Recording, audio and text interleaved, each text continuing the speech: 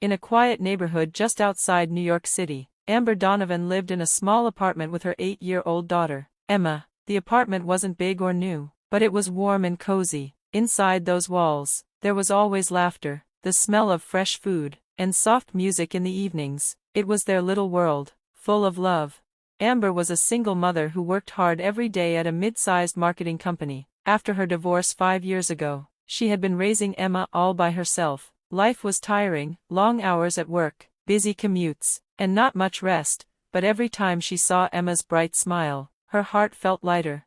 "Mom, I got a perfect score on my math test today," Emma would say with shining eyes as she came through the door after school. Amber always hugged her daughter tightly and smiled. "That's amazing, sweetheart, I'm so proud of you."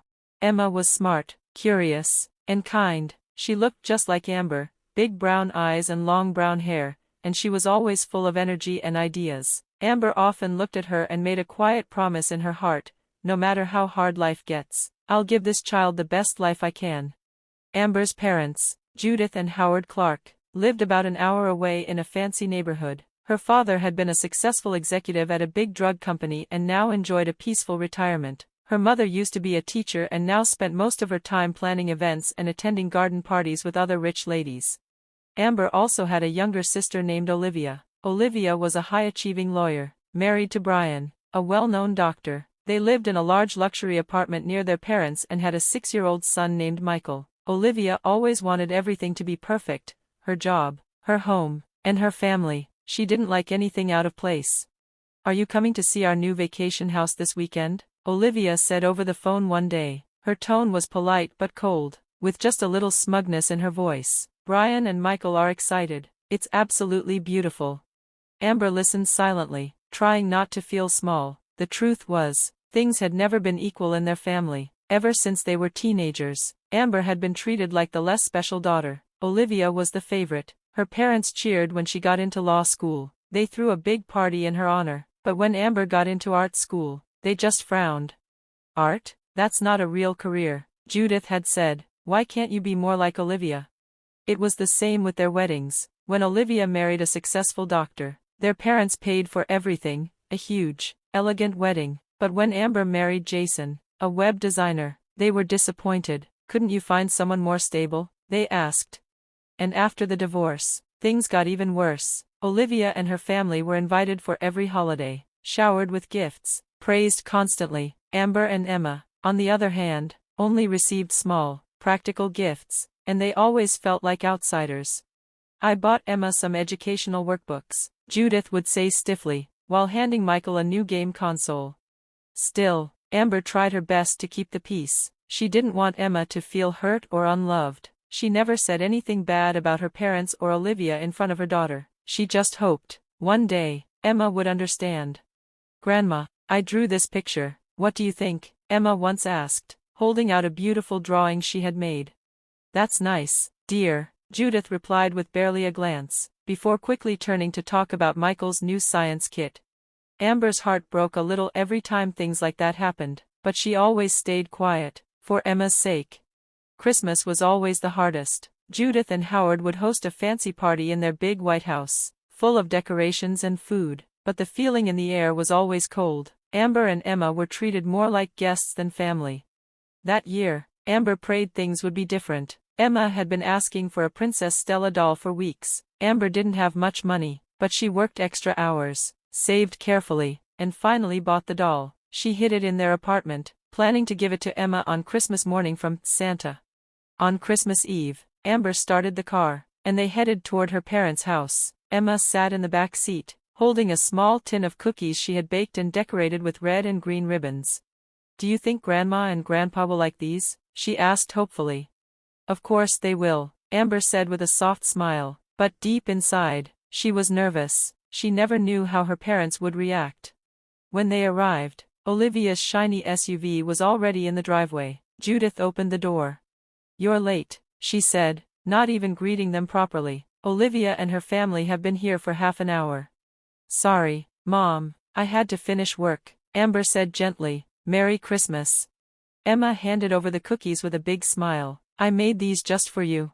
"Thank you," Judith said flatly. taking the tin and putting it on a side table without even opening it. Come on, everyone's waiting. Inside, the living room sparkled with lights and a huge Christmas tree. Michael was already playing with a new tablet and barely looked up. Olivia, sitting on the sofa in a perfect designer dress, looked up.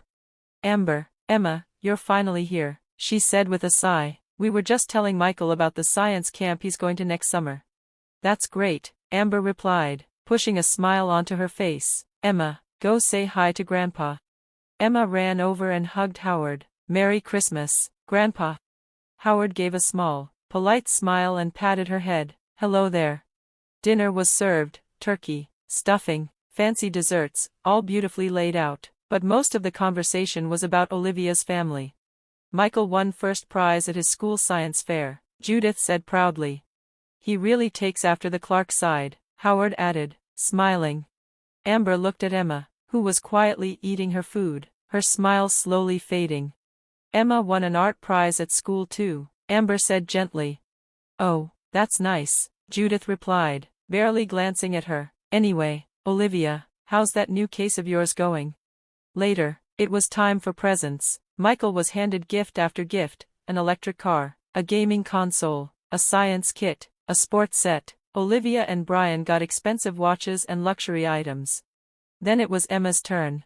She walked over, eyes shining, and received a small box. I'm sorry, Judith said suddenly, her voice cold. We couldn't afford to buy you a present this year. Everyone fell silent.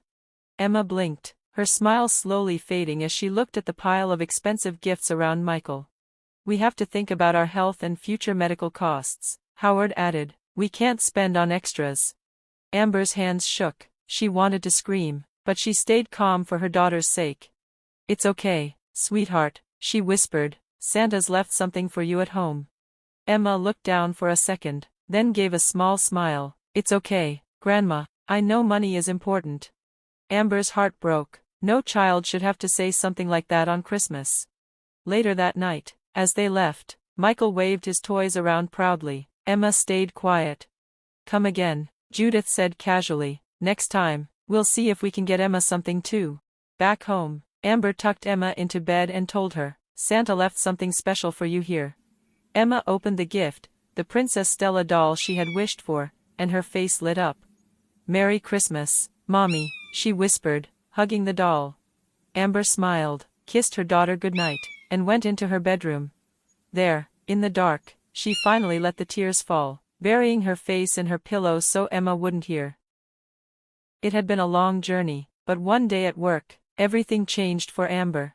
She was sitting at her desk in the office when her manager, Martha, walked in with a big smile.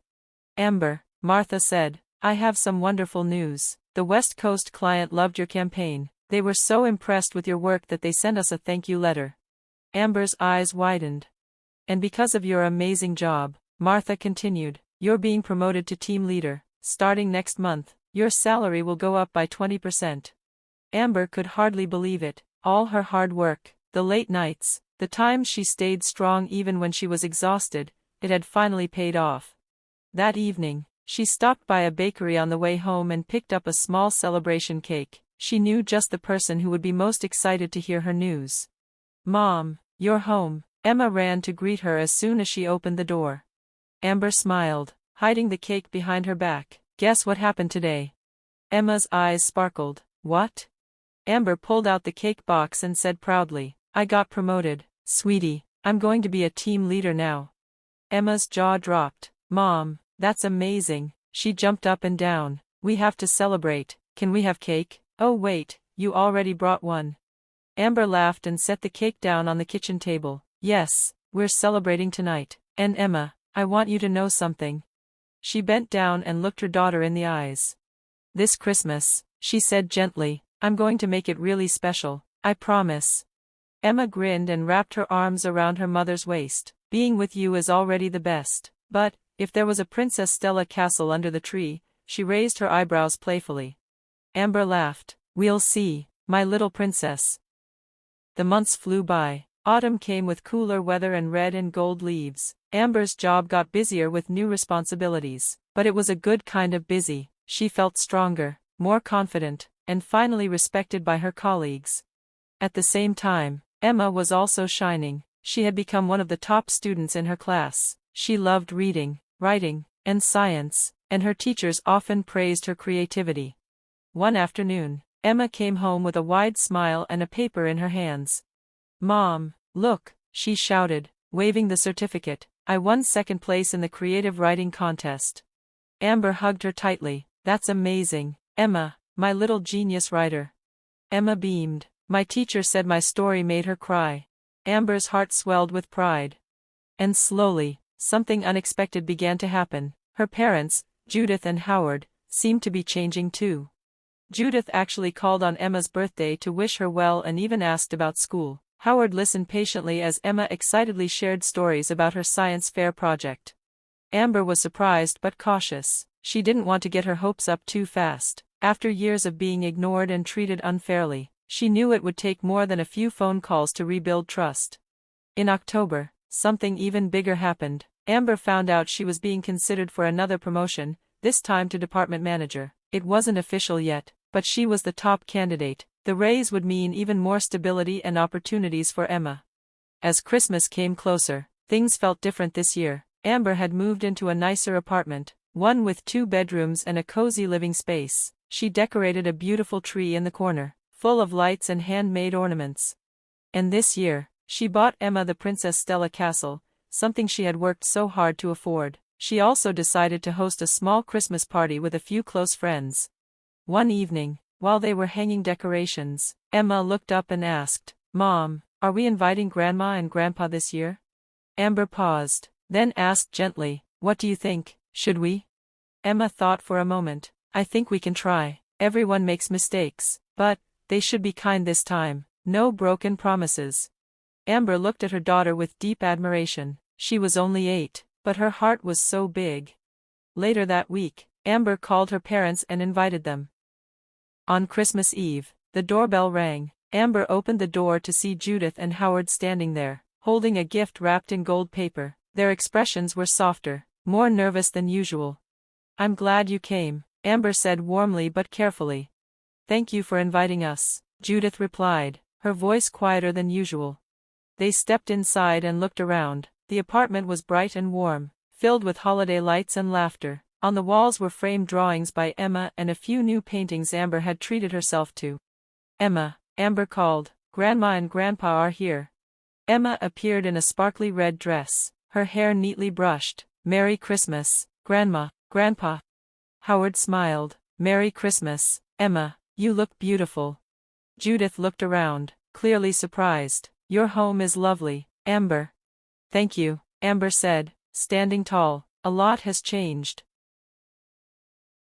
In the living room, a few guests were already chatting. Amber's best friend Karen and her daughter Sarah, and her colleague Jessica with her husband and 2 kids. Everyone was laughing and enjoying snacks.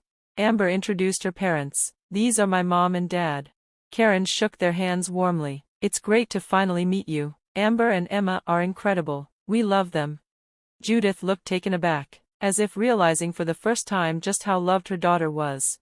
Dinner was a happy gathering. Amber had cooked everything herself: roast chicken, mashed potatoes, and a chocolate cake for dessert. The conversation flowed easily, and her parents slowly joined in.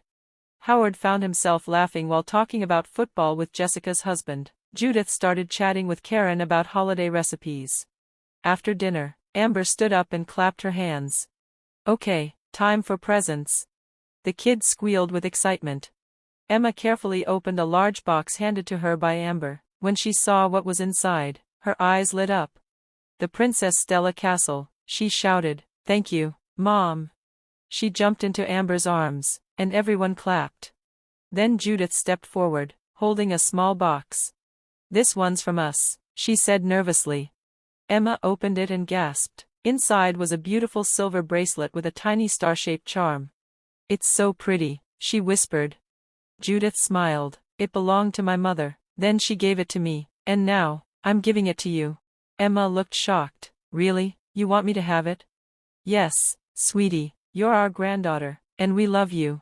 A hush fell over the room. Amber felt her throat tighten. For the first time, her mother was treating Emma not as a second-best grandchild, but as someone truly cherished. "Thank you, Grandma," Grandpa, Emma said softly, slipping the bracelet onto her wrist. Later, as the kids played and the adults enjoyed dessert, Judith joined Amber in the kitchen. "Let me help," she said gently. They cut slices of cake in silence before Judith spoke again. "Amber," she said slowly, "you've become an amazing mother. Emma is lucky to have you." Amber looked at her mother, surprised. "I want to say I'm sorry," Judith continued. "We didn't treat you or Emma fairly. I regret it every day." Amber took a moment to breathe. The pain from the past was still there, but something had changed. "We can't fix the past," she said softly, "but we can build something better now. Emma needs love, not favoritism. If you're ready for that, we'll welcome you." Judith's eyes filled with tears. "Thank you for giving us another chance." Back in the living room, Emma was showing Howard her new science kit and explaining how she planned to build a volcano. "Will you come see my next science fair?" she asked him. Howard smiled. "I wouldn't miss it for the world."